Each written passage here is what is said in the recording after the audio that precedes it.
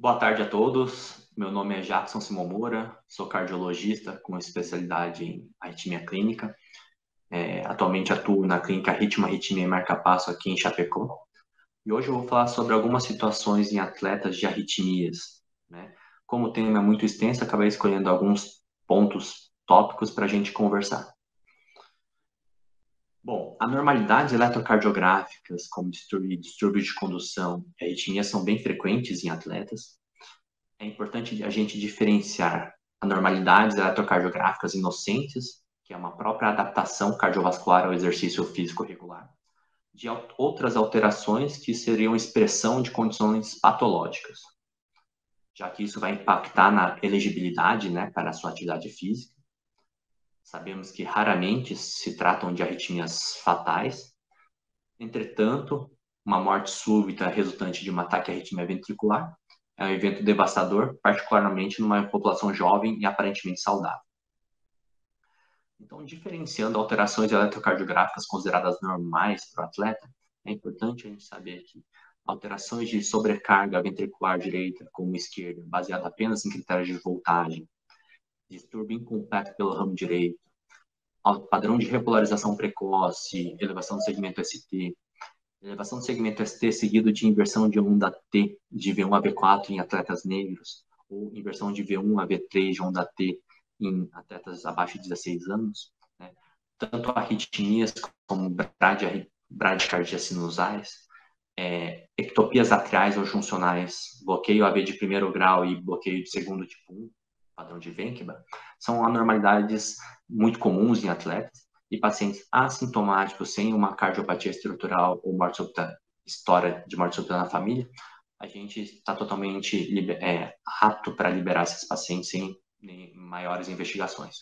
Tem algumas alterações eletrocardiográficas que ficam no limite ali, borderline, como desvio tanto do eixo para a direita como para a esquerda, sobrecarga atrial direita como esquerda e bloqueio de ramo direito completo.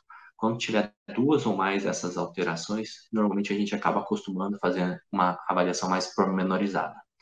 E outros achados eletrocardiográficos anormais, como inversão de onda T, depressão do segmento ST, ondas Q patológicas, distúrbio de condução pelo ramo esquerdo, onda Epsilon, padrão de pré-excitação ventricular, padrão de Brugada tipo 1, intervalo QT prolongado, uma profunda bradicardia sinusal abaixo de 30, né? Bloqueios mais avançados e arritmias, tanto ventriculares como atriais mais sustentadas, são características que nos levam a pensar sempre em uma alteração estrutural e uma avaliação mais pormenorizada desses atletas, antes de fazer liberação para atividade física. Falando um pouquinho de pré-excitação ventricular, esse registro aí de mais de 1.866 mortes nos Estados Unidos, causadas em atletas competitivos, morte súbita, né, em mais de 25 anos, notaram que a síndrome de Wolff-Parkinson-White era causa de aproximadamente 1% das mortes súbitas em atletas. Nesse registro mostrou que a principal causa de morte súbita era a miocardiopatia hipertrófica e a segunda principal seriam coronárias anômalas. Tá?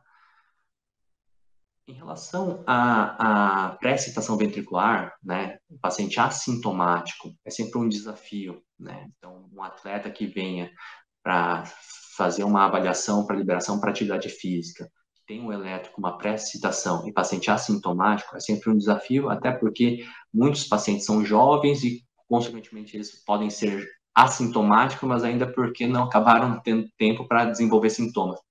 Então, assim, algumas características que a gente vai avaliar para ver se tem baixa ou alto risco de desencadeamento de algumas arritmias mais graves. Então, pré-excitação intermitente normalmente já sugere uma via de mais baixo risco. Então, nesses casos, a gente acaba só acompanhando e aí vendo se aparece algum sintoma. Agora, se tiver uma prestação manifesta persistente, normalmente a gente acaba levando para um teste de esteira. E se tiver, durante o teste de esteira, uma perda clara e abrupta dessa prestação ventricular, normalmente esses pacientes têm uma via de mais baixo risco. Agora, pacientes que persistem com aquela prestação e você fica na dúvida se teve uma perda súbita daquela prestação, normalmente a gente acaba levando para o estudo eletrofisiológico. No estudo eletrofisiológico, a gente acaba avaliando as características dessa via acessória, né? Então, pacientes que em FA tiver uma via acessória com um período refratário mais curto, normalmente abaixo de 250 milissegundos, ou taquicardia supraventricular induzida, normalmente a gente acaba levando esses pacientes para ablação. Né? Então, assim, atletas que têm uma via que foi levada para o estudo eletrofisiológico, que você avaliou o estudo através do estudo eletrofisiológico, as características dessa via, que tem um período refratário mais curto, com uma condução heterógrafa dessa via, história de FA paroxística, devem sim ter essa ablação dessa via acessória antes de fazer a liberação para esportes competitivos, devido ao alto risco de arritmias mais malignas. Né? Agora, pacientes assintomáticos com pré-excitação, é razoável sempre levar para esse teste de esteira, né? E se esse teste de esteira não for esclarecedor, se a gente ficar na dúvida, acabar prosseguindo para o estudo não invasivo, como eu tinha te falado anteriormente. Em relação à fibrilação atrial, hoje a gente tem visto, né, essa relação entre atividade física mais intensa em pacientes que praticam essas atividades físicas mais intensas e o aparecimento de fibrilação atrial nesses pacientes. Tem todo um mecanismo fisiopatológico da fibrilação atrial induzida pelo exercício. Normalmente, esses pacientes atletas, eles costumam ter um tono vagal mais aumentado, né? Eles costumam ter triggers, como extracístoles supraventriculares mais frequentes, e eles têm todo o substrato anatômico para desencadeamento dessa arritmia, né? Devido à sobrecarga hemodinâmica, à hipertensão induzida pelo exercício, o estresse, a inflamação oxidativa, né? Miocardite subclínica, tudo isso levando a tanto um aumento do átrio como a fibrose atrial, né? Isso aumentando, sim, a chance de desencadeamento de fibrilação atrial nesses pacientes. Aqui é um gráfico mostrando uma curva em U, né, em relação à dose do exercício, né, e o risco dessa arritmia. Então, se a gente for ver ali, quando tem uma dose de exercício leve a moderada, o exercício causa benefícios em relação à FA, já que ele reduz a pressão arterial, diminui a chance de cardiopatia isquêmica, né? Agora, a partir do momento que o atleta, o indivíduo, começa a fazer atividade física de moderada intensidade e por um longo período de tempo, a gente já começa a ter alguns potenciais deletérios do exercício relacionados ao aparecimento da fibrilação atrial, causando a fibrose miocárdio associada com aumento atrial. Né? Claro, isso é muito variável de indivíduo para indivíduo, normalmente em homens de média idade e costumam ser atividades com componente estático, assim, mais prolongado, normalmente acima de 10 anos. Em relação, uma vez que a gente fez o diagnóstico de fibrilação atrial nesses pacientes, é importante a gente sempre descartar causas secundárias, né, tais como hipertensão mascarada, outras cardiopatias estruturais, né, alterações hormonais, alterações tireoidianas, apneia obstrutiva do sono. Né. Uma vez que a gente faz o diagnóstico, descarta causas secundárias para tratar essas causas secundárias e discute com o paciente se ele tem o desejo de continuar prosseguindo com a atividade física, né, na sua atividade corriqueira, a gente sempre tem que discutir a forma de tratamento. Nesses pacientes, atletas, o controle da frequência não é a melhor forma de tratamento, já que controlando a frequência a gente acaba diminuindo a sua performance na sua atividade física, né? Então, nesses casos, normalmente a gente acaba indo para um controle de ritmo, né, entre drogas antiarrítmicas e estudo eletrofisiológico com ablação da fibrilação atrial. Lembrando que num grupo de atletas, né, se trata normalmente, estamos falando normalmente de pacientes mais jovens, com poucas comorbidades. Então, normalmente esses pacientes costumam ter o Chase-Vasque score mais baixo e normalmente eles não precisam de terapia anticoagulante a longo prazo para prevenção de fenômenos tromboembólicos. Então, só lembrando que em casos que necessitem de tratamento anticoagulante, né, para essa prevenção desses fenômenos, sempre discutir risco-benefício e o tipo de esporte que esse paciente pratica, já que o maior risco daí seria de trauma relacionado ao aumento da chance de sangramento. Em relação ao tratamento, daí a ablação por catéter para FA é a melhor forma de tratamento nesses pacientes. Daí sempre tem que conversar com o paciente e considerar essa primeira linha de tratamento nesses pacientes.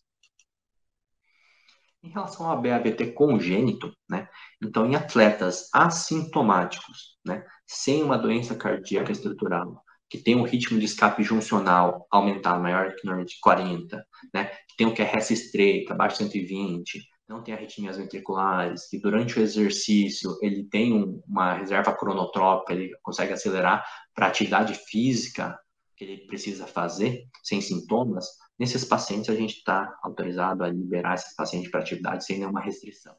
Do contrário, pacientes que tenham um bloqueio sintomático, tem uma frequência em repouso abaixo de 40, QRS alargado, né? Arritmias ventriculares, a gente precisa sim indicar o dispositivo marca-passo antes de fazer liberação para o paciente continuar fazendo as participações nas atividades físicas corriqueiras.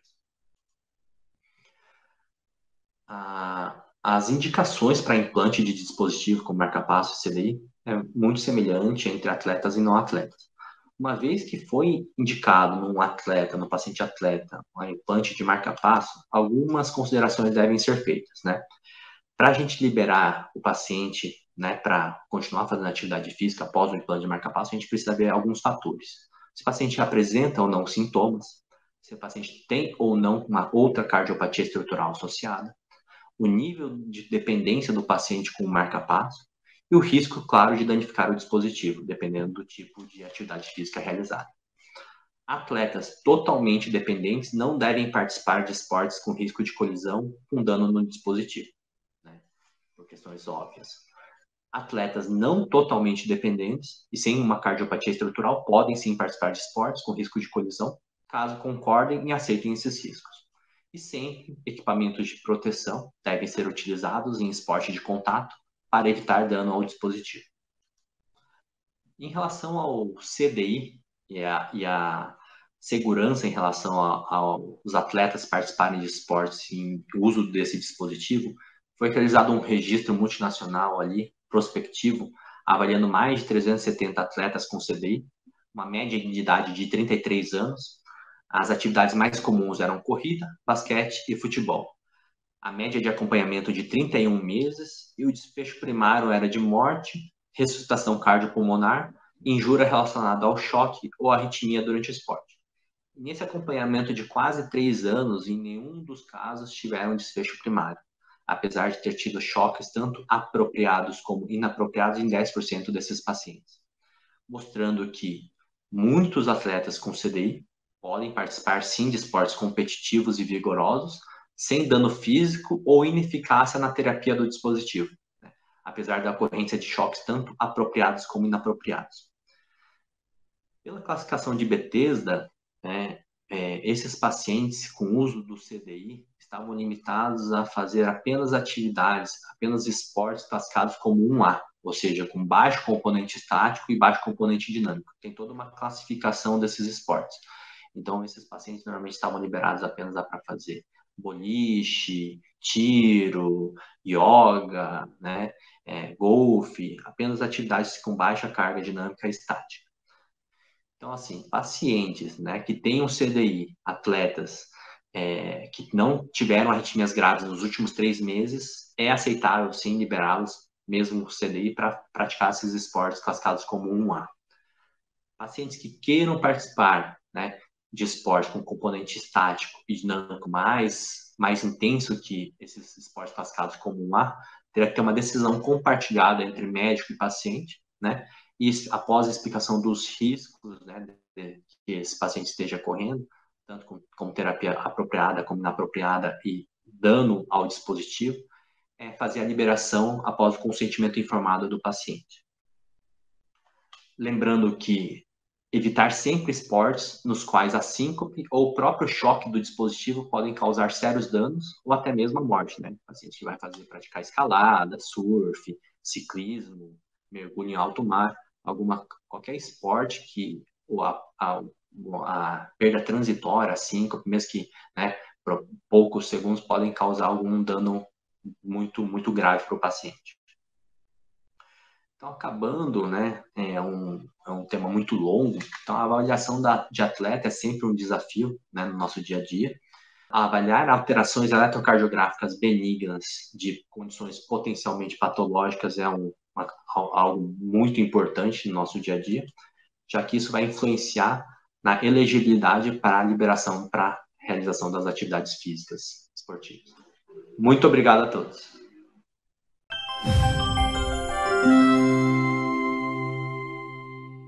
Bom dia, pessoal. Então, dando continuidade aqui às nossas apresentações, o tema que me coube agora foi sobre genética, né?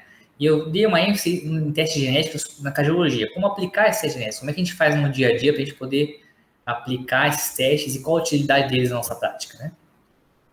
Então, os conceitos básicos de genética que a gente precisa considerar é que realmente as alterações no DNA, que eram antigamente chamadas de mutações, polimorfismo, uma gama de nomes diferentes para isso, foram substituídos pelo termo variante, né? Então, a gente vai usar agora somente o termo variante para falar sobre alguma alteração genética específica, né? Então, o sequenciamento genético ficou muito mais fácil, né, depois a partir do projeto Genoma, né, nos anos 2000, e hoje a gente pode sequenciar todo o genoma, né, de uma forma mais rápida e eficiente. E o principal sequência que a gente usa é essa aqui, Next Generation DNA Sequence, né? A maioria dos testes atuais são baseados nessa tecnologia. Então, o que a gente lida na prática são doenças genéticas cardiovasculares hereditárias, num padrão autossômico dominante, aquele mendeliano convencional, principalmente monogênico, com expressão variável, ou seja, o fenótipo ele pode se expressar de maneiras mais brandas ou mais intensas no mesmo paciente, e com uma penetrância variável. Eu posso ter um gene com um pai que não tem a doença e um filho que tem. Ele pode ter uma chance de desenvolver a doença variável entre a família, né? Então, por isso que a gente tem carreadores assintomáticos, né? Que eles podem ter uma penetrância baixa no doente e alta em outro da família. E posso ter um fenótipo que ele, com 15 anos, ele não tem a doença, mas ele vai manifestar o fenótipo ao longo da vida, né? Ao longo de uma idade mais tardia, né? Então, precisa entender essas questões para a gente poder começar a pensar nessas formas. Então, as variantes genéticas, a gente vai lidar muito com as cariopatias hereditárias e as cardiopatias, que são doenças de gene único, né, single gene, que quer dizer, com um gene bastante raro, que ele tem um potencial de causar alteração fenótipa muito intensa, né, diferente de outras variantes mais populares, mais comuns, que eles não têm esse potencial todo, não têm essa potência toda. Então, eles dependem mais de fatores genéticos para manifestar a sua doença, como aterosclerose, hipertensão. Então, o fenótipo depende muito da variante que a gente encontra e da interação com o fator ambiental. Fatores não genéticos também são importantes no fenótipo. Então, do ponto de vista prático, quando a gente pega um teste genético, a gente vai ter o resultado dessa forma. Vai ter uma variante genética que ela pode ser patogênica ou provavelmente patogênica, que essa sim causa doença, a probabilidade de causar doença é muito alta, a gente considera positivo. Tem as variantes benignas ou provavelmente benignas, classe 2 e 1, e tem as variantes de significado determinado, né? Que essa, no classe 3, a gente não considera positiva, é negativo, porém, ela não está muito claro ainda. Pode ser que ao longo do tempo comece a estudar mais e veja que ela é patogênica, mas no momento, a literatura dos casos que a gente tem dessas variantes não dá para definir que ela causa doença, né? Então, existe uma base de dados grande sobre isso que sempre está buscando ver os casos para tentar classificar essas variantes de acordo com o seu potencial patogênico. Então, por que testar, né? Para que serve a testar aí, né? Primeiro passo, eu posso testar para ter um paciente que tem a doença ou uma suspeita muito forte, eu vou saber se a causa dessa doença é genética realmente, né? Com isso, eu posso individualizar a terapia, por exemplo, quiteloma, eu posso ver se é 1, 2 ou 3, se vai responder beta-bloqueador ou se não vai, se for, por exemplo, classe 3, tipo 3, posso usar flecainida, uma opção. Serve também para estratificar o risco, né? Cada vez mais a gente evolui para variantes que aumentam o risco de morte súbita em determinada doença, então eu posso usar isso para estratificar quem vai receber CDI ou não. Mas mais importante ainda é o teste genético de cascata, é o testar o familiar. O que acontece? Se eu tenho um doente com um gene positivo com a doença, eu posso rastrear a família dele, filho, a filha. Se o filho tiver o gene, mesmo se ele não tem o fenótipo, se ele não tem a doença ainda, ele tem um alto risco de evoluir com a doença a longo prazo, né? Então, é um paciente que eu tenho que acompanhar muito de perto. Já se eu tenho uma filha, por exemplo, com um gene negativo, ela pode ficar tranquila que ela não vai ter a doença, porque o pai tem o gene e ela não tem. Então, em termos de aconselhamento genético, é fundamental essas doenças que evoluem com morte súbita, geram uma ansiedade muito grande na família, né? Então, para a gente pensar em testar alguém, precisa primeiro ver o fenótipo muito, muito intenso, tem que buscar no melhor possível determinar se ele tem a doença clínica ou não, uma história familiar bem detalhada. Quanto melhor isso, mais a probabilidade de pré-teste fica boa do teste genético, né? Então, aqui eu trago um um heliograma aqui, só para exemplificar.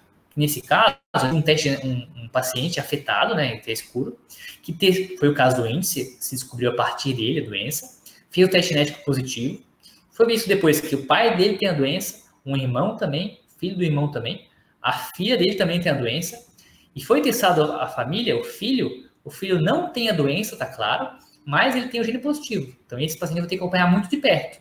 Por outro lado, essa irmã dele aqui, que tem um gene negativo que foi testado, ela pode ficar tranquila que ela não vai ter a doença, porque ela não herdou o gene, né? Então, nesse sentido que o teste genético é mais importante para ver a família. Então, já umas recomendações da American Heart Association sobre isso, exatamente isso, quando eu suspeito o teste genético, como testar, em que situações o que eu faço com os resultados positivos, né? Um documento que vai à leitura depois. Então, basicamente, esse documento gera um fluxograma simples, né? Que eu faço com pacientes com suspeita de doença genética, ou confirmada ou suspeita. Primeira coisa, eu vou fenotipar. Eu vou ver realmente se ele tem a doença clínica ou não. Vou juntar com a história familiar dele, em heliograma de 3 gerações, e vou ver qual paciente que eu vou testar. Se é o paciente índice, ou às vezes tem alguém na família que tem um fenótipo muito claro da doença, que vou testar ele. Quanto mais o fenótipo é marcante, mais chance de ter genético positivo também. Então, eu vou aconselhar, encaminhar o paciente para o aconselhamento genético. Se o paciente opta por não fazer o teste genético, ou não tem disponível, eu vou seguir o tratamento dele normal. Se ele tem um QT longo, vai seguir também do QT longo habitual. Ele tem QT longo, né? Então, não tem dúvida disso. Então, eu vou fazer na família, eu vou fazer um screening clínico. Em vez de fazer o teste genético, eu vou fazer screening clínico, os sintomas eletro, né? Exames complementares, se ele não faz teste genético. Agora, se ele tem um teste genético que a gente quer que faça, quando disponível, eu tenho duas opções. Se eu tenho um resultado negativo, tem uma variante lá que é não benigna, que é benigna, ou provavelmente benigna, ou indeterminado, eu considero negativo, e eu vou fazer um screening clínico na família. Não é que ele não tem mais QT longo, ele continua tendo QT longo, só que o teste deu negativo, não foi sensível o suficiente para pegar o gene que é, né? Então, eu vou fazer um rastreamento familiar clínico na família, eletro, TQ familiar. Por outro lado, se eu tenho um resultado patogênico, provavelmente patogênico, deu positivo, vamos dizer assim, ele agora positivo, eu posso aí sim buscar fazer o teste genético da família. Então, eu vou buscar meus filhos na família, se tem o teste genético também, positivo. Se o filho, por exemplo, é positivo, eu tenho que ver ele de perto. Mesmo se ele não tem um QT longo no eletro, eu tenho que acompanhar ele de perto. Daqui a pouco pode manifestar ao longo da vida. Agora, se eu tenho um filho que é negativo, eu posso deixar ele tranquilo. Não vai ter QT longo, não se preocupa, não tem que cuidar com barulho, com natação, pode viver normal. Isso é muito importante na prática, né? Então, limitações aos testes genéticos, né? Eu posso ter um teste genético negativo que a sensibilidade do exame não é boa, não conseguiu pegar, né? Não quer dizer que ele não tenha doença, não deixou de ter longo, só que o exame não conseguiu detectar. Então, segue com o screening clínico da família. Falso positivo, se eu começo a dosar muita gente sem um diagnóstico fenótipo claro, eu vou começar a ter falso positivo, que vai me complicar todo. Não sei se o resultado positivo tem a ver com a doença do meu paciente ou não. Complica, não, né? Por isso que a gente tem que pedir com muito critério. E as variantes de significado determinado são problemáticas hoje em dia, porque cada vez que a gente expande mais os painéis, a gente faz painéis mais ampliados para tudo quanto é gene, é mais chance de conseguir um resultado positivo, mas não necessariamente tem a ver com a doença do meu paciente, né? Então, é recomendado pedir painéis mais direcionados de acordo com a suspeita clínica, não um painel todo, assim, porque senão acaba que gera essas confusões. Então, quando pedir o teste genético? Quando está indicado? Miocardopatia, essa é uma indicação muito importante, miocardopatia hipertrófica, a taxa de detecção até alta, 30% a 60%, miocardopatia dilatada, né? Muitos casos de miocardopatia dilatada idiopática, né? Basicamente que a gente não sabia a causa, hoje em dia a gente está reconhecendo mais causas genéticas para isso, né? Principalmente quando tem história familiar, miocardopatia dilatada familiar, quando tem familiares maior que 2 com a doença, ou um deles que tem uma morte súbita abaixo de 5 anos, o rendimento do teste genético é ainda maior, né? Na miocardopatia arritmogênica, antiga displasia do VD, né? Importante também a sociedade alta, então, indicações bem importantes. Cada doença tem os seus vários genes implicados na doença, cada doença tem inúmeros genes que podem causar, né? Tem as mais frequentes, as menos frequentes, mas existe uma infinidade de termos, de genes causadores, né? Ressalto aqui também a miocardopatia hipertrófica, da diferenciação com as fenocópias de miocardopatia hipertrófica, né? Como Fabry, outras doenças que simulam, né? Que muitas vezes o teste genético faz essa diferenciação, que pode ter um tratamento específico de acordo com a fenocópia, né? Miocardopatia dilatada, e considerar também hoje em dia com a amiloidose, né, que a gente tem um tratamento específico disso, atenção para no fluxograma da amiloidose entrar no final, né, ver o teste genético da TTR, ver se TTR positivo ou não, que isso vai ser importante na amiloidose. Em termos de doença arritmogênica, QT longo, TVPC, QT longo é que tem maior sensibilidade no teste genético, né, de 50% até 80%, serve tanto para diagnóstico, mas também para predizer, existe essa questão de risco do QT longo, está cada vez mais incluindo essas variantes que a gente descobre no teste genético, né, TVPC, e de acordo com a doença, é mais importante no diagnóstico, terapêutico, depende muito de cada tipo de doença e cada vez mais vem avançando essa questão, né. Então, em termos de indicação, tem vários QT longo, mas sempre com um fenótipo positivo, tem que ter um QT longo, tem que ter uma suspeita clínica muito forte. Mas eu trouxe aqui para mostrar que, mesmo aqueles pacientes que são carregadores assintomáticos do gene, eu posso ter, mesmo QT normal, mas sem um gene positivo, eu posso indicar beta-bloqueador para eles, se já tem evidência de que reduz o risco de morte súbita nesse caso. Então, é uma indicação em carregadores assintomáticos. Também no TVPC, se eu tenho um teste genético positivo, mesmo se eu não tenho fenótipo, eu posso indicar o beta-bloqueador também, tem cada vez mais evidência disso. Embrugada não é tão importante assim em termos de diagnóstico, não é usado para diagnóstico. Eu trouxe aqui principalmente para dizer que não é para usar, né, em brugada tipo 2, ou eletro de brugada tipo 2 ou 3, que não é diagnóstico, não se pede a genética para tentar fazer diagnóstico de QT1, não é assim que funciona, não resolve, tá? Não é indicado. E importante porque se eu tenho alguém com brugada um gene positivo, esse familiar também tem assintomático, eu posso orientar ele a fazer medidas comportamentais também, evitar febre, evitar uso de drogas inibidor do canal de sódio, né? Então eu também consigo agir aqui nos carregadores assintomáticos. Em termos também ainda de arritmias, desordens arrítmicas, né? Nos pacientes sobreviventes paracardíaca, que é uma situação complexa, eu vou fazer teste genético quando eu tenho uma suspeita clínica forte de miocardopatia ou granulopatia, ou se na família eu encontro alguém com fenótipo de alguma doença. Se tem uma parada cardíaca inexplicada, eu vou buscar na família, tem alguém que tem um fenótipo positivo para alguma coisa, eu vou lá e sim, testo baseado na suspeita, né? E sim, testar todo mundo de rotina não é indicado. Pós-mortem, né? Cada vez mais, a gente pode coletar amostra de tecido e baseados na autópsia do que der, ou em algum familiar que tem um fenótipo, eu posso também fazer o teste genético no tecido pós-mortem. A vantagem disso é que eu posso, se o teste genético der positivo, buscar a família, né? Para tentar ver a família se alguém tem essa predisposição. Eu trouxe aqui um exemplo para um ponto de vista prático disso, né? Uma publicação aqui brasileira, que aconteceu aqui? Teve 2 jovens aqui, um de azul, morte súbita, um com 18 anos, um com 11 anos. E a partir dessas 2 mortes súbitas, foi visto a família, e foi visto que o irmão deles estava tendo síncope de repetição, e no eletro apareceu um QT bem curto, certo? Então, foi feito um diagnóstico clínico desse QT curto, e foi testado o gene do pai deles, tá? O gene do pai deu negativo, tá? E nesse contexto aqui foi indicado o CDI. Então, veja como isso funciona no dia a dia, né? No contexto também de miocardopatia arritmogênica, que esse consenso aqui de 2019 foi interessante, que ele classificou nesse nome, né? Cardiomiopatia arritmogênica, qualquer miocardiopatia que a apresentação inicial seja com arritmia, né? Descartada a causa isquêmica, hipertensiva ou valvular, né? Nesse contexto, já foram identificados vários genes que desencadeiam esse tipo de doença, né? Os genes desmossomais, a lamina, que é importante, que dá... Como é que é o fenótipo disso? Semicondução, arritmias ventriculares, incarpia dilatada. Então, o mesmo gene pode ter várias manifestações. E vários genes identificados geram manifestações até semelhantes, né? Então, quando tem alguma coisa nesse sentido, vale a pena testar para tentar identificar qual o gene que é. Por quê? Porque atualmente já se indica CDI baseado nisso também, né? Cada vez vai avançar isso mais, mas a gente já tem um pouco isso, né? Pacientes com fosfolambina positivo, gene positivo de fosfolambina, se eles têm uma vascularização reduzida ou TVNS, o CDI já é indicado, razoável, do ESA, em vez com lamina, com 2 critérios de alto risco, vascularização baixa, TVNS, masculino CDI, é indicado, filamina C, lamina que vai receber um marcapasso convencional pode ser indicado CDI. Então, isso já muda a conduta atualmente, cada vez mais isso vai avançar, né? Então, como pedir o teste genético? Como é que eu faço para pedir? Atualmente está muito fácil, facilitou muito. Eu escolho um painel genético, né, da doença específica que estou procurando e peço um painel. O SOS Cardio, Serviço de Arritmias, fez uma parceria com o Fleury e agora coleta teste genético aqui em Florianópolis, aqui no hospital, e coleta o sangue em 30 dias, o resultado está pronto, né? Então eu vou escolher um desses painéis, um painel bem amplo, cardiopatias hereditárias. Tem tudo quanto é causa de miocardio dilatado nesse painel.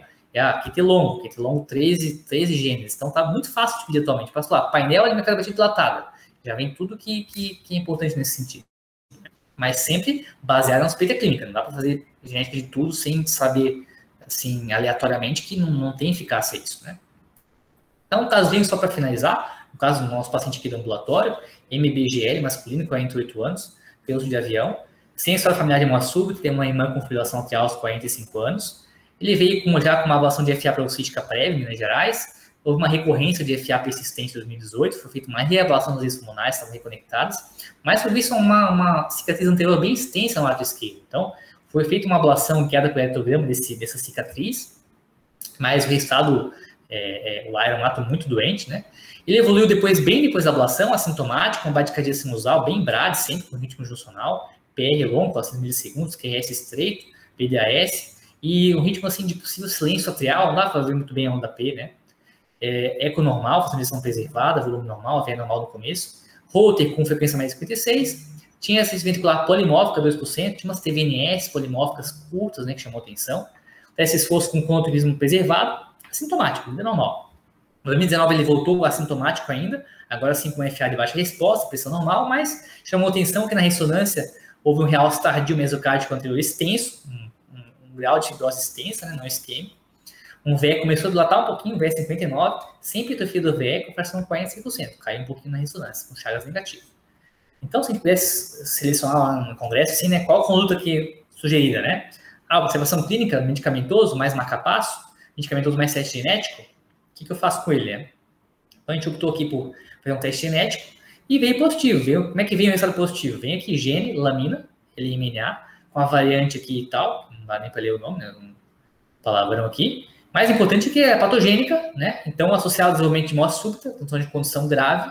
Então, com isso, nesse contexto TVNS, SFA que ainda tem, né? Mas justamente o fato de ter TVNS, fato de ter evoluído com um pouquinho de dilatação ventricular, queda da injeção, foi indicado o CDI, VVI 40, tá até hoje já com o CDI, desde 2020, não recebeu nenhum choque até agora, tá bem, mas mudou minha conduta, né? O teste genético, até aqui não é indicar CDI, né? É difícil alguém indicar CDI até aqui, mas o teste genético positivo com a laminopatia, realmente o CDI faz todo sentido. Então é isso que eu queria apresentar para vocês, obrigado pela atenção, estou ficando à disposição para a discussão. Um abraço. Olá, bom dia a todos. Dando seguimento ao nosso último bloco da manhã, voltaremos às 14 horas depois. Agora teremos 15 minutos de debate, apesar da gente ter passado da hora, os assuntos são extremamente relevantes. Um assunto novo e entusiasmante, que é a genética, e um assunto que nunca fica velho, que é a arritmia em atleta. Tá? Então, eu tinha escolhido esses dois temas. Obrigado, Jackson, pela aula, e obrigado, Pacheco, pela aula. Eu vou chamar alguns dos nossos debatedores, tendo em vista que a gente não tem nenhuma pergunta da plateia.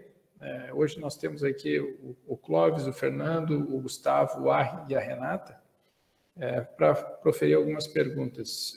Eu vou começar pelo Arri, que teve aquele problema no microfone agora. Arri, tem alguma pergunta sobre os dois temas debatidos? Não, tenho sim. Eu acho que primeiro cumprimentar, né, tanto o Jackson como o André Pacheco. Até o André conseguiu dar uma aula de genética. Assim, genética é um assunto árduo, né, que a gente geralmente faz uma cara feia quando vai assistir uma aula, mas ele foi bastante sintético e a aula foi muito boa. Mas eu vou fazer uma pergunta para cada um, tá? Então eu vou falar primeiro para o Jackson. O Jackson, se fizesse um screening ali baseado em eletro, né, para o atleta. Nós estamos falando de atleta, nós não estamos falando em orientação de atividade física para um cara que me procura no consultório, mas é um cara que é atleta. Tu acha que mesmo com aquelas alterações mais discretas do eletrocardiograma, que naquele screening você liberaria o atleta para atividade física, não seria mais interessante fazer um ecocardiograma nesse paciente antes de liberar? Porque eu acho que qualquer alteração hoje, eu sei que do ponto de vista técnico, eco já inclui um custo mais elevado, tal, mas mesmo com alterações discretas, eu ficaria mais tranquilo em função de não que eu vou liberar o cara para atividade física, mas ele é um atleta, é diferente, né? Acho que eu considero isso como diferente.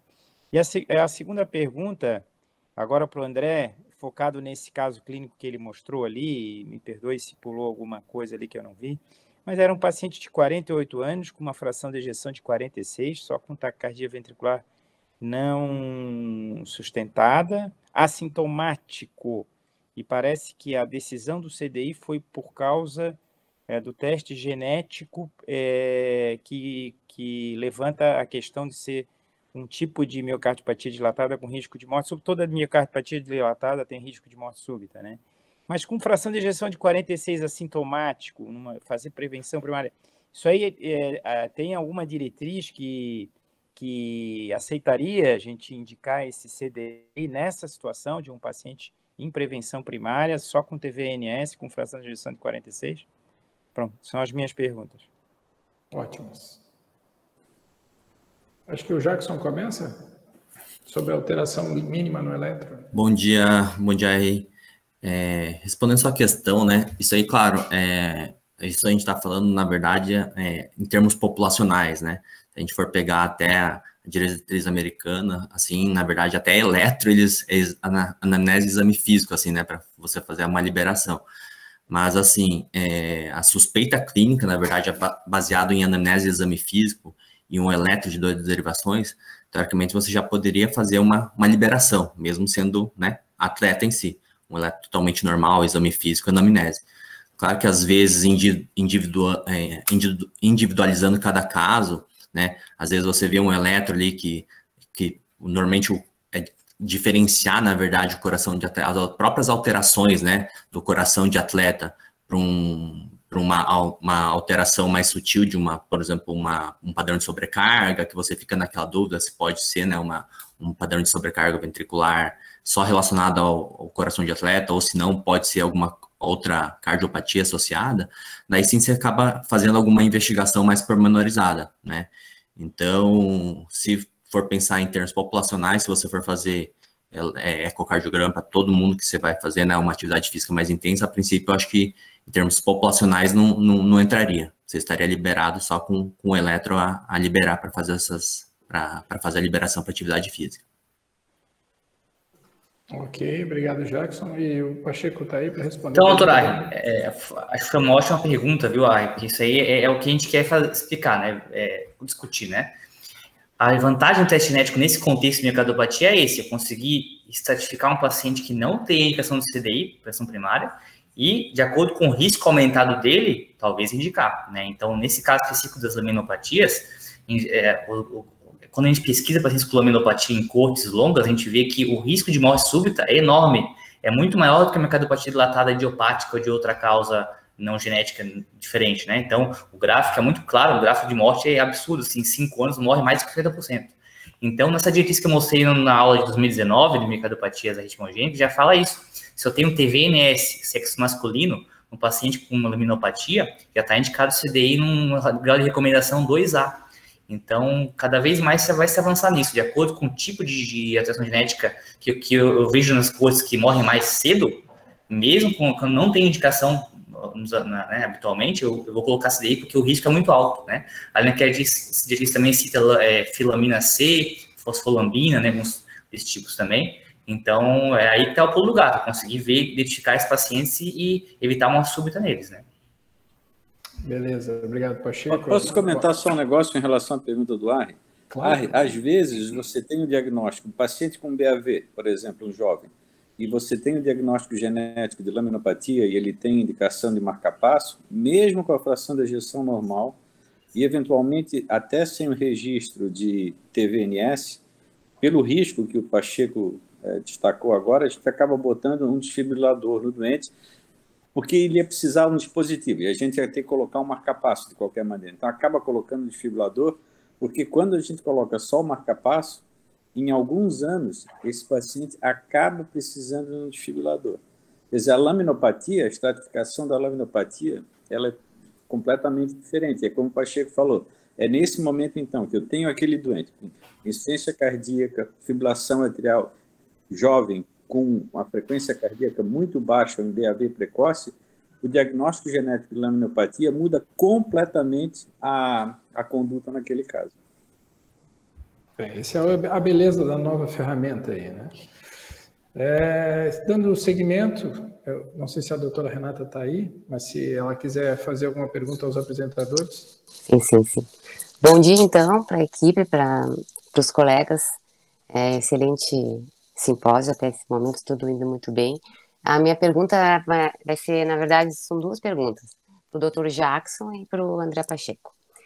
Para o Dr. Jackson, a gente sabe, né? Nem sempre vai ser fácil a gente diferenciar um coração do atleta, aquele que tem as suas alterações ditas fisiológicas, daquele coração que já tem uma miocardiopatia. E é justamente entre essas duas coisas que existe uma zona de intersecção, chamada zona cinzenta. Que se por um lado eu não posso dizer nessa zona cinzenta que eu tenho alteração cardíaca patológica, eu também não posso excluir. Então, eu gostaria de saber, Dr. Jackson, como que eu posso conduzir clinicamente o meu paciente nesse momento? Ok. Então, Renata, em alguns casos que ficam nessa zona cinzenta, né, o que pode ser feito, na verdade, seria o destreino, né, do paciente. Né? Tem vários protocolos, normalmente. Lembro que lá no INCOR, na verdade, ficavam 3 meses, né, de 6 semanas a 3 meses, na verdade, de treino, e daí, normalmente, você repetiria, às vezes, por exemplo, um paciente que tinha aquela hipertrofia ali de 13, 14, que ficava naquele limbo, né, entre o coração de atleta ou uma miocardite hipertrófica, você fazendo esse destreino, repetindo o exame de imagem, agora sim, falando da primeira pergunta do Ari, na verdade, o coração de atleta, com esse destreino, ele costuma ter uma regressão, né? Que nessas outras cardiopatias, por exemplo, miocardite hipertrófica, você não teria essa alteração, né? Então, nesses casos, assim, quando fica duvidoso e realmente vai ter, né, muitos casos assim, que vão ficar naquele limbo, a gente pode conduzir com esse destreino, que daí seria uma forma de a gente tentar desmascarar esses pacientes que estão nesse limbo aí. Perfeito. Muito Tem bom. mais alguma pergunta, Renato? Tem sim. Tenho para o André, mas o Dr. Jackson também pode ser que responda essa daqui. Aqueles pacientes, então, André, que genótipo positivo, fenótipo negativo. Mas vamos pensar num outro cenário de cardiomiopatia hipertrófica, tá? Em relação a uma cardiomiopatia hipertrófica, num atleta. Aí eu queria saber como é que funcionam as recomendações na prática esportiva desse caso. Eu posso autorizar uma atividade física intensa? A pergunta, então, é uma cardiopatias hipertrófica com clinicamente expressa, né? Com genótipo positivo e fenótipo negativo. Entendi. Não tem uma recomendação clara, não dá para desqualificar esse doente se ele não tem um fenótipo positivo, né? Assim, não tem nenhuma evidência, não tem recomendação de desqualificar ele da atividade física intensa competitiva se ele tem um genótipo positivo com um fenótipo completamente normal, né? Nenhuma manifestação clínica de hipertrofia, né? Então, ainda não existe recomendação de desqualificar. Lógico que tem que ser acompanhado bem de perto, né? Então, é uma condição realmente que vai ter poucos casos na literatura para se acompanhar e definir o que vão fazer com ele, mas mais experiência mesmo, né? Mas eu desconheço alguma recomendação de desqualificação nesse contexto. Complementando ali a resposta do Pacheco, saiu uma recomendação ali em 2019 ali do ESC, na verdade, em relação a essa questão, né? Então, assim, pacientes com genótipo positivo e fenótipo positivo, especificamente nesses casos aí para miocardite hipertrófica, cardiomiopatia hipertrófica, é uma recomendação 2A, na verdade, né? Pacientes assintomáticos e não tem esse fenótipo, né, descrito, você está apto para liberar, né? Então, você está apto, assim, só tendo o genótipo e o fenótipo negativo. Então, essa última recomendação de 2019 do ESC, você está apto para, é uma recomendação 2A, né? Mas você está apto para liberar o paciente para atividade física intensa. Ok, obrigado, Jackson. Eu fico um pouco encucado com isso, realmente a gente não tem evidência disso, mas, por exemplo, tem aqueles pacientes que têm morte súbita e que você faz o que tinham antes da morte súbita ou são sobreviventes com uma investigação completamente normal. Talvez sejam esses que têm alteração genética, mas não têm um fenótipo ainda expresso. É uma pergunta boa e difícil realmente de responder. Eu queria dar seguimento, deixa eu ver se tem mais alguém da plateia que não foi chamado. Acho que o Gustavo, tu tem alguma pergunta aí para dar seguimento ao nosso debate? Tudo bem? Bom dia, Alexandre. Eu vou perguntar para o Pacheco, até no ponto de vista assim, do cardio clínico, né? Essa questão das miocardiopatias dilatadas que chegam no seu consultório, a gente sabe que, por exemplo, esse último seu caso ali, né? Em vários pacientes a gente acaba fazendo ressonância, acha algum padrão de fibrose, né? O que leva você, no dia a dia, a pensar no teste genético? Quais são os critérios que você vai utilizar? Um componente mais arrítmico, além da história familiar, idade, etc. O que vai fazer você chamar atenção para não fazer exames excessivos, né? Porque muitos casos desses ficam como miocardite, né? Sequela de miocardite, né? Como é que você conduziria no seu consultório? Legal, Zenati. Boa pergunta. Então, veja, qualquer miocardopatia dilatada com fração de ejeção reduzida ou com muita fibrose na ressonância, se se apresenta com alguma arritmia ou subcondução, já vou acender o alerta para alguma coisa daqueles tipos que eu falei na aula, né? Então, uma laminopatia. Então, acho que a gente deve, nesse contexto, se disponível, testar todo mundo nesse contexto. Miocárdio dilatada, fibrose ou não, arritmia ventricular, subcondução, que é o mais comum de achar alguma coisa genética assim que pode esconder a conduta, né? Agora, se eu tenho miocardiopatia dilatada idiopática, lógico, eu descartei miocardite, descartei isquemia, descartei uma causa clara, for como idiopática, também é recomendado fazer. Não porque ele vai mudar muito a conduta, mas também pela família, né? Se o paciente pega essa doença com 30, 40 anos, tratar inicialmente, posso ter um desfecho melhor. Então, as diretrizes e recomendações são realmente, mesmo miocardiopatia dilatada idiopática, testar todo mundo, uma rede disponível, né? Mas por conta da família. Né? Então, eu encaro dessa forma. Acho que é uma coisa nova que está começando, a gente sabe pouco, tem poucos casos, né? Aqui, o Mandé deve ter mais nos Estados Unidos, mas quanto mais a gente testar, mais a gente vai achar doenças genéticas que a gente pode estudar e intervir de uma maneira diferente, né? Eu acho que é válido testar realmente todos esses casos. Eu queria comentar também eu concordo plenamente com o Pacheco, Zanatti. Às vezes, quer dizer, há 10 anos atrás, o teste genético era uma coisa de outro planeta para a gente conseguir fazer, né? Só grandes instituições, etc. Hoje, com a disseminação do método, como o Pacheco falou, em 30 dias você tem qualquer painel feito a partir de Florianópolis, por um custo bastante aceitável.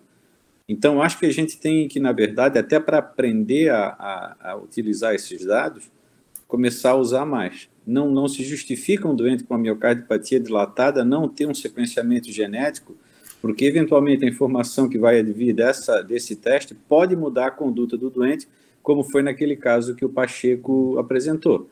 Aquele paciente não teria recebido um desfibrilador se ele não tivesse sido identificado como uma laminopatia, iria ser acompanhado durante muito tempo e, eventualmente, teria uma morte súbita, né? Então, acho que a gente tem que expandir o uso disso, porque hoje é muito simples a coleta, o custo e a interpretação do exame, que agora você pode conversar com o geneticista, explicar, eventualmente, algum exame, algum resultado que a gente não está acostumado a ver e precisa da ajuda do geneticista para interpretar aquela variante, né, como o Pacheco falou. Mas acho que tem que usar cada vez mais. E complementando o que o André falou, já é bem fácil mesmo. Você pede o teste, ou está em dúvida qual painel pedir, você pode ligar lá para o geneticista e falar, o caso é assim, qual é o painel melhor que eu peço pedir, ou depois que eu vejo o resultado, né, se é patogênico ou não se está em dúvida, né? Então, é bem fácil a comunicação. As empresas que vendem os testes já dão essa assistência também, né? Quanto à interpretação dos testes também. Então, realmente hoje em dia está bem mais fácil, né?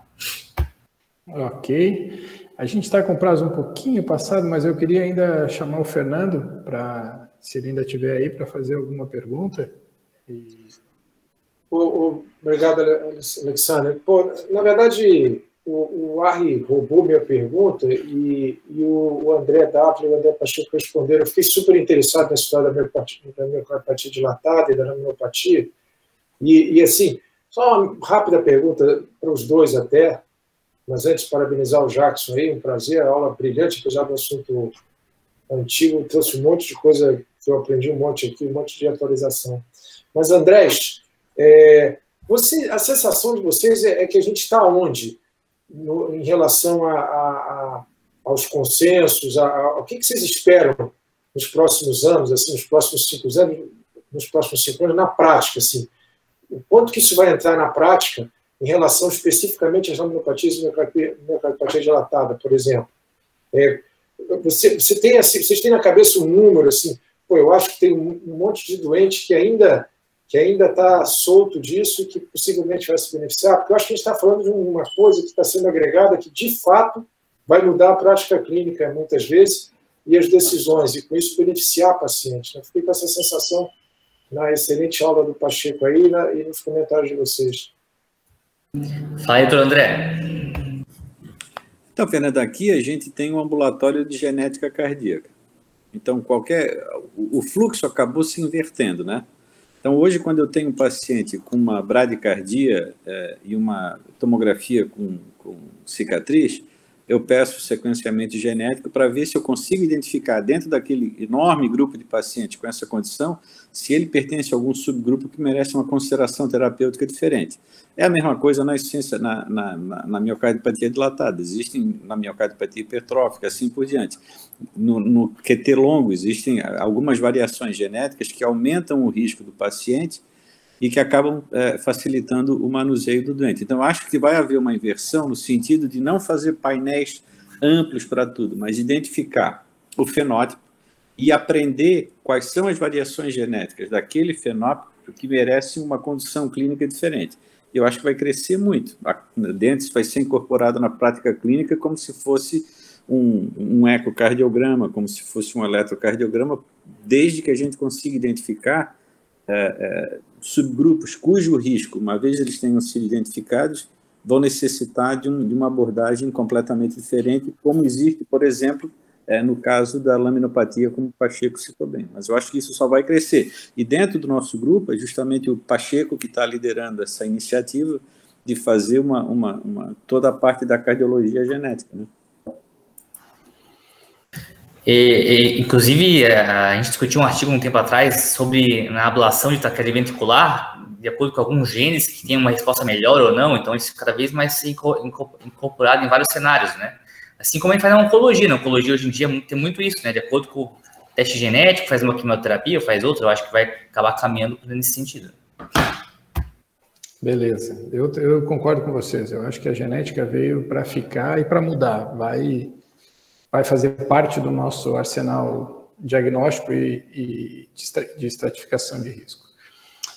Só para lembrar, o Pacheco falou, né, mas a gente tem esse teste disponível, conforme aqueles painéis que ele mostrou ali, disponível na clínica Ritmo ali do SOS Cardio, com resultado em 30 dias. Está bem mais fácil. Antes ia para a Holanda, levava 6 meses para voltar e era extremamente caro. Hoje está em torno de R$3.000 o teste, com às vezes 70 genes são testados numa coleta só.